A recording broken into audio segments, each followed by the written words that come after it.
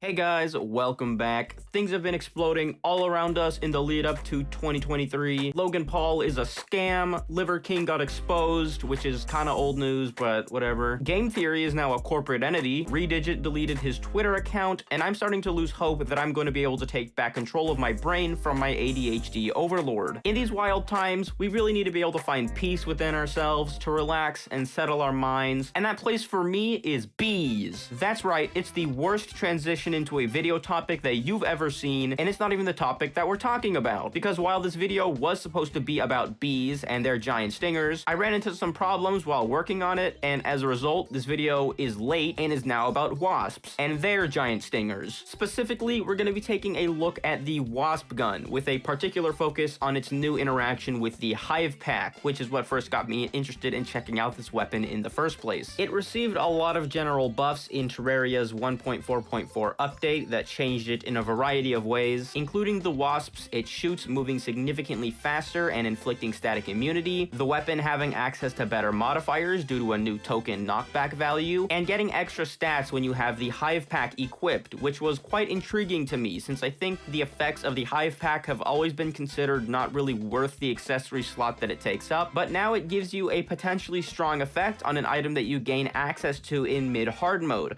which is an interesting concept in itself. You either use this accessory early on in the game, or don't use it at all and store it away, and then at this later point, you might actually be able to bust it out again and find legitimate use out of it. So, how much of a difference does it actually make when you look at the stats? I'll quickly explain the Wasp Gun itself first, if you don't know exactly how it works. It's a magic weapon that fires 2 to 4 homing wasp projectiles each time it's used, which bounce off of walls and home in on enemies to deal damage. And that's pretty much it. There's a specific issue with this weapon and its low base damage, and another problem that I'll address when I talk about the testing that are probably the main reasons that it hasn't been used much throughout the years, which is something that the devs have been trying to fix, giving it 10 armor penetration in the Journey's End update, and the extra stats when using the Hive Pack in 1.4.4, which turn out are actually quite the significant buff in theory. 5 damage itself is about a 16% increase in base damage, and the 5 armor penetration can have varying effects based on what enemy you're talking about, but evidently can be quite impactful on its own. Doing some damage calculations with the Wasp Gun's base stats using Duke Fishron's first form with 50 armor as an example, both the damage and penetration together create about a 64 to 72% increase in damage. And I say either or because it depends on if the game would round this number up or down when calculating the damage, and I don't know which it does. The flat damage buff most definitely provides the biggest portion of the increase in this particular situation because it makes up 5 out of the 7 or 8 total points of extra damage, which still leaves the armor penetration with a hefty chunk of extra damage dealt on its own, which I'm not going to provide percentages for because I don't want to get them wrong. While you won't see damage increases like this in practice because the Hive Pack buffs obviously aren't the only changes to the weapon's stats that are seen during actual gameplay, the point is that these rather small numbers can make a serious difference, and with these new changes, I wanted to test out the Wasp Gun and see how it feels, and do some light comparisons with the pre-buff version of the weapon. And I say light comparisons because that's mostly all I can do. Testing this weapon was quite awkward, as you'll see. The first and most important thing to note is that the Wasp Gun does seem to do significantly more damage in 1.4.4 as expected, which can be demonstrated in the boss fights I did with it. Golem actually was killed faster in 1.4.3.6, but after the new update, Golem got about a 53% increase in effective bulk, and it clearly didn't take 53% longer to kill in 1.4.4, so there's obviously a lot more damage coming through here overall after the buffs to this weapon. One of the weird things that I noticed very quickly is that apparently the Wasp Gun is bugged in 1.4.4. I don't know if this is an issue that the weapon has always had, but I didn't notice it when playing on T-Mod Loader. As you can see, I fought Plantera just because,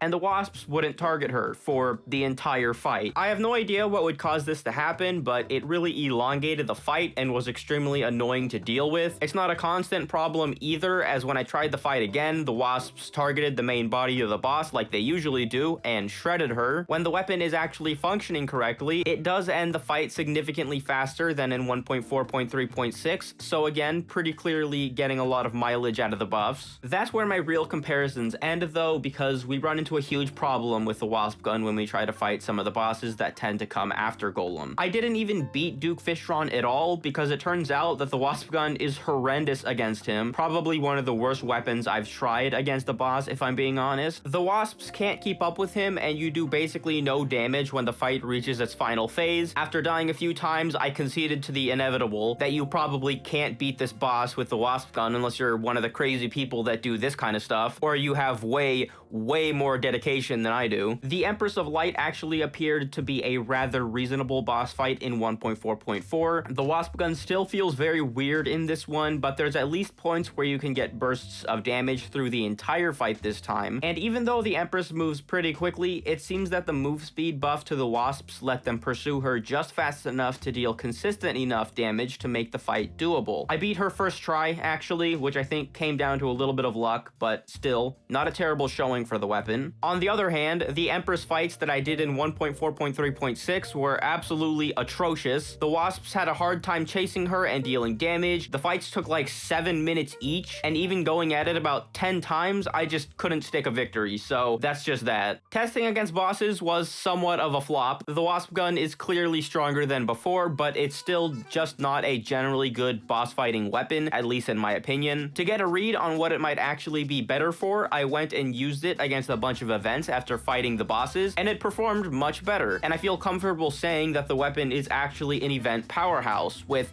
one exception. Releasing swarms of wasps all over the screen tends to be pretty good at occupying and destroying large amounts of enemies, which is what events are mostly made up of. And because you're using a magic weapon, you have access to the Spectre armor. So, you know, crazy healing, you can stay alive way longer than you really should be able to, which is quite helpful in events where the whole point is to try and outlast the wave of enemies that come after you. Monsters can't really get close to you during the solar eclipse, and you can take out the most dangerous ones like Nailhead and Izor easily from a distance. Mothron is a little annoying because of its fast and erratic movement, but it didn't really give me any trouble either. The Pumpkin Moon gets absolutely dumpstered by the Wasp Gun. The enemies melt, the bosses melt, and I didn't even die a single time whilst not needing to really abuse the Spectre Hood that much either. I got to wave 18 out of the event's maximum of 20, which is pretty impressive considering that this is a weapon that you get before you can even access the event. The Frost Moon is also handled fairly well by the Wasp Gun, and I was able to make it to wave 13 and kill multiple of each of the bosses, although at a certain point it becomes extremely difficult to do much, which I think happens with most items that you can get at this point in the game, since the attacks from Santa NK1 and the Ice Queen are extremely deadly and can be overwhelming when you're being sieged by both, especially if you don't have warmth potions to reduce their damage, or an Ankh Shield or Hand Warmer to mitigate the chill and frozen debuffs that really ended up screwing me over at the end of the night. Finally, I gave the Martian Madness event a shot, and like the other events I've tried, the Wasp Gun demolished